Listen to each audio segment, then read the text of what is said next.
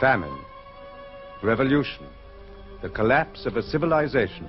And then, in its place, the formation of a new way of existence.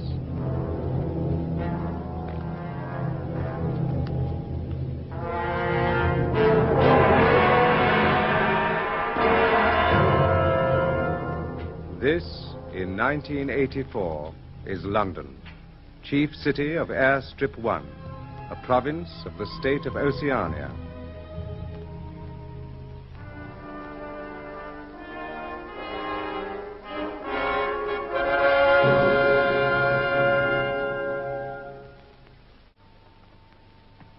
Smith? What is it? Are you going to the canteen? Of course. Look, I'll join you if you don't mind.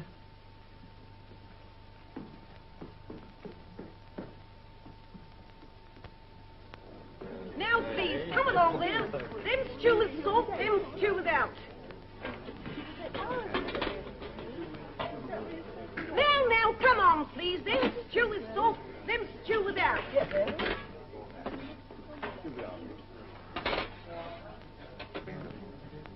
By the way, Smith, I suppose you haven't got any razor blades. Not one. I've tried all over the place. They don't exist any longer. Sometimes people have a few hoarded away. I've been using the same blade for weeks. Now, then, come on there. Which, Them stew with salt, them stew without. Any gin? They give me one. It's 25 cents altogether. There's a free table under that telescreen. I'll join you. Now, then, come on there. Them stew with salt, them stew without. Now, then, come on there. Them stew with salt, them stew without. Them stew with salt. You look in need of that. 2 minutes hate can be quite exhausting.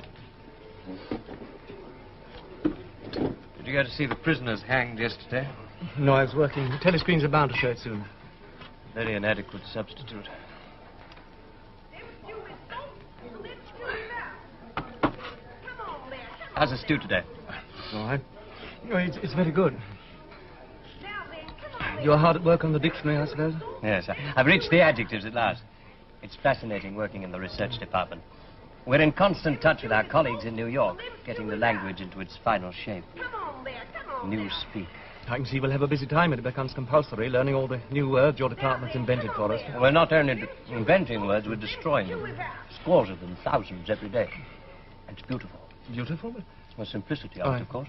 Oh, for one example, just take the word good. If you have that, what need for the word bad? Ungood does just as well. Then instead of a string of vague extra words like excellent,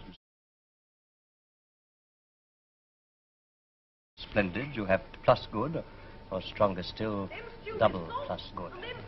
In Newspeak, the whole notion of goodness and badness will be covered by 6 words. In reality, by only 1 word. Don't you see the beauty of that, Winston? It was B.B.'s idea originally, of course. I do my best to keep up with the published changes. Do you? Yes, I've read some of those little pieces you've had published in the Times occasionally. In Newspeak, Good in their way, but only translations. You are still thinking in old speak, clinging to useless shades of meaning. to be or not to be. The verb to be is abolished in the 11th edition. That is the question. Shakespeare. Whether 'tis nobler in the mind to suffer the slings and arrows of outrageous fortune, or to... I forget how it goes. Doesn't matter. By the year 2050, the whole literature of the past will have gone. Milton, Byron, Chaucer, they'll exist only in Newspeak forms. As they are, they can only do us harm. Harm? By confusing us. Oh. You know the Newspeak phrase, old thinkers unbelly feel ink sock. Old thinkers, you're one. Unbelly feel, lack a deep emotional understanding of ink sock. English socialism. A meaning it's completely lost. You see, you can't translate Newspeak. Even the party slogans are changing. How will you say freedom is slavery when the word freedom no longer exists? Oh, I'm sorry. Move my chair if I need your way. See, Winston, this is the point. Winston, the whole aim of Newspeak is to narrow the range of thought. To narrow the range of thought. In the end, we'll make thought crime literally impossible because there'll be no words to express it. That's excellent, but even now there's no excuse for thought crime. It's just a question of reality control, of self-discipline. When newspeak is perfect and compulsory, there won't be the need even for that. The revolution will be complete. Have you ever thought, in 70 years or so, there'll be nobody alive who could possibly understand this conversation we're having? Well, except the proles? Well, they're not human. Look at that creature over there with the ladle. Them stew with salt, them stew with that. Thoughts like that don't need simplifying.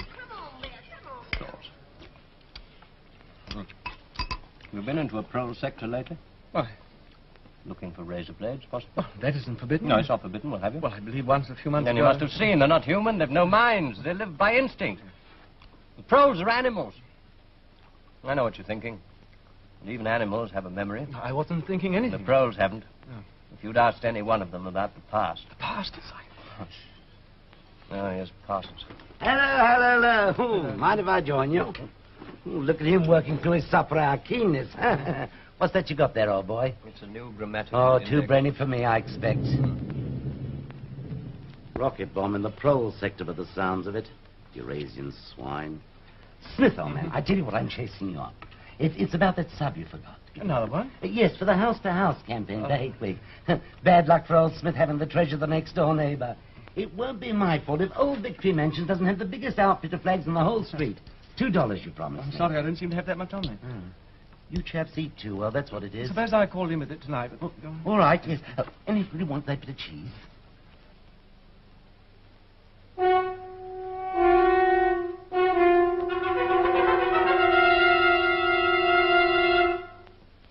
Comrades, attention! Here is glorious news. An announcement from the Ministry of Plenty reveals that over the past year, our standard of living has risen by no less than 20%. All over Oceania today, there have been spontaneous demonstrations to thank Big Brother for our new, happy life. As announced in our last bulletin, there has been a change in the chocolate ration, an increase to 20 grams a week. Increase? Hear that, isn't it wonderful? Oh, my kids will be pleased. Now, here are some details of increased output in other consumer goods. The chocolate ration was reduced to 20 grams only yesterday. Yes, they believe it. Double think. They make themselves believe it. Our new happy life. Grease and grime, the smell of dirty clothes and synthetic gin. And that stew. Careful. Face crime. Wooden scaffolding, 259%. Razor blades, 141%. And semi-mechanical excavators for clearing bombed areas, 14%. That is the end of the Ministry of Plenty announcements.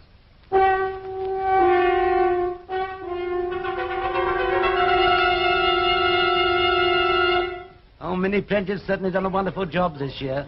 Oh, by the way, old man, you've got any razor blades to spare? I mean, till some are on sale again. Sorry, I've been using the same one for 6 weeks. Oh, it's all right. I just thought I'd ask. Coming over to the center. Syme. Yeah. Just as well to look in. There might be something new about Hate Week. Good night, Winston. Good night. Now then, come on there. Them chewy soup, them chewy